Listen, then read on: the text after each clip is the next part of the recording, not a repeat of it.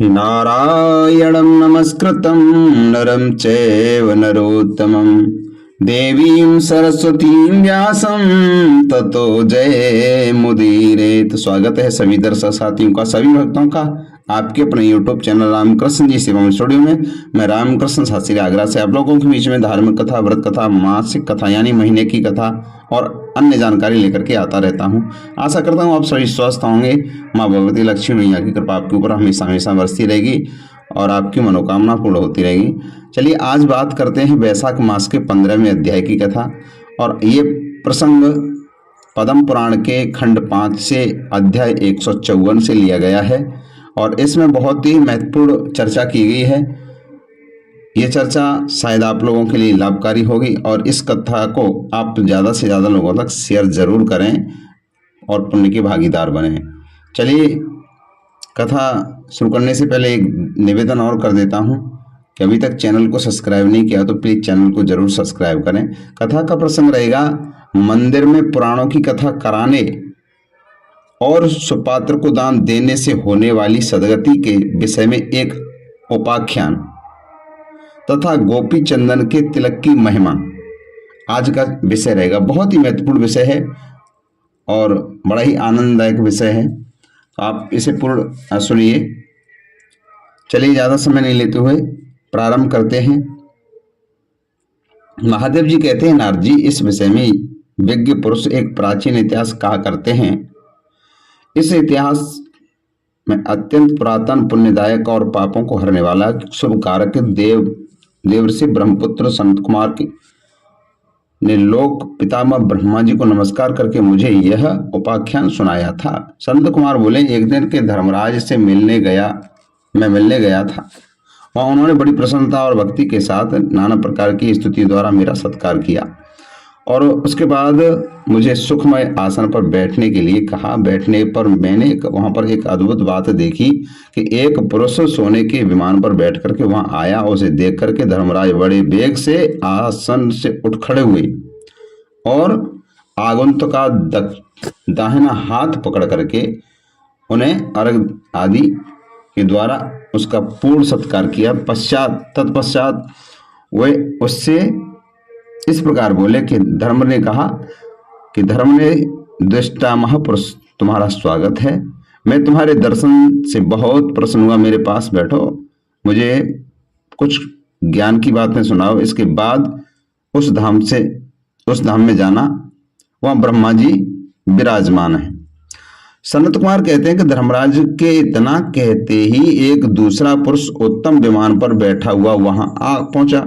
धर्मराज ने विनीत भाव से उसका भी विमान से ही पूजन किया और जिस प्रकार पहले आए हुए मनुष्य के सांत्वना पूर्वक वार्तालाप किया था, उसी प्रकार से नवागंतुक यानी नए अतिथि को के साथ भी वैसा ही किया। यह देखकर के मुझे बड़ा विस्मय हुआ। मैंने धर्म से पूछा है, उन्होंने कौन सा ऐसा कर्म किया है जिसके ऊपर वो आप इतने संतुष्ट हैं, अधिक संतुष्ट हैं। इन दोनों के द्वारा ऐसा कौन सा कर्म बन गया जिसका इतना उत्तम पुण्य आप सर्वज्ञ हैं? अतः बताइए किस कर्म के प्रभाव से इन्हें दिव्य फल की प्राप्ति हुई है। मेरी बात सुनकर के धर्मराज ने कहा, इन दोनों का किया हुआ कर्म बताता हूं, सुनो। पृथ्वी पर वैदिश नाम का एक विख्यात नगर है। वहां धरापाल नाम से प्रसिद्ध एक राजा थे जिन्होंने भगवान विष्णु का मंदिर बनवा करके उसमें उनकी स्थापना की।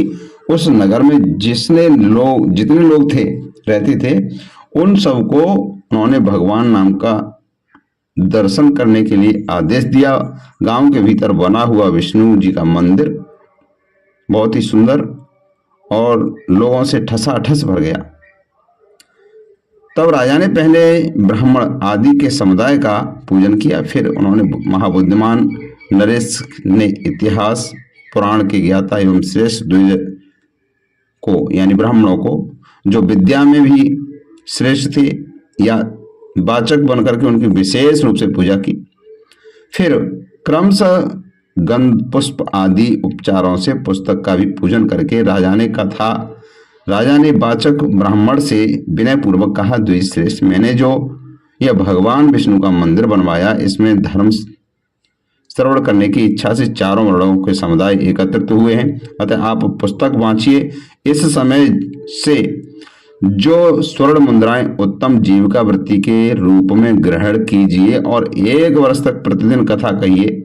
वर्ष समाप्त होने पर पुनः और धन दूंगा। मुनिश्रेष्ठ इस प्रकार राजा के आदेश से वहां पुण्यमय कथा यानी वार्ता का क्रम चालू हो गया। बस बीतते बीतते आयु क्षीण हो जाने के कारण राजा की मृत्यु हो गई। तब मैंने तथा भगवान विष्णु ने भी इसके लिए दैत्यलोक से विमान भेजा गया।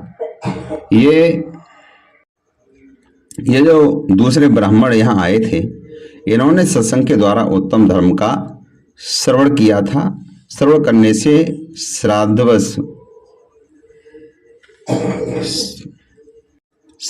से श्रद्धावश इनके हृदय में परमात्मा की भक्ति का उदय हुआ। मुनिश्रेष्ठ फिर उन्होंने उन महात्मा वाचक की परिक्रमा की और उन्हें 1 मासा सुवर्ण दान किया। सुपात्र को दान देने से उन्हें इस प्रकार के फल की प्राप्ति हुई। मुने इस प्रकार यह कर्म जिसे इन दोनों ने किया था मैंने कहा सुनाया।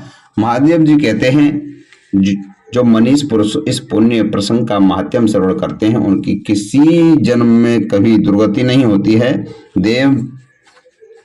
देवर्षि, अब दूसरी बात बताता हूँ, सुनो। गोपी चंदन का माध्यम जैसा मैंने देखा और सुना है उसका वर्णन करता हूँ। ब्राह्मण, क्षत्रिय, वैश्य तथा अथवा शूद्र कोई भी क्यों न हो, जो विष्णु का भक्त होकर के उनके भजन में तत्पर रह करके अपने अंगों में गोपी चंदन लगाता है, वह गंगा जल से नहाए हुए की भांति एवं दोषों से मुक्त हो जाता है।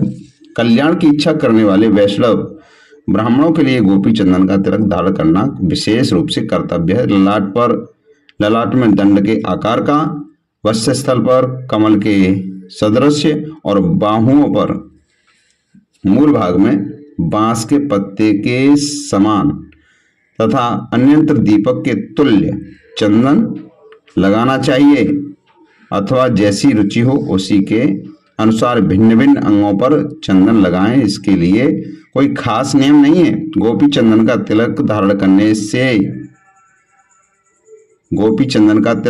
करने मात्र से ब्राह्मण से लेकर के चांडाल तक सभी मनुष्य शुद्ध हो जाते हैं। जो वैष्णव ब्राह्मण भगवान विष्णु के ध्यान में तत्पर हो उसमें तथा विष्णु में भेद नहीं मानना चाहिए। वह इस लोक में श्री विष्णु का ही स्वरूप होता है। तुलसी के पत्र अथवा काष्ठ की बनी हुई माला धारण करने से ब्राह्मण निश्चय ही मुक्ति का भागी होता है।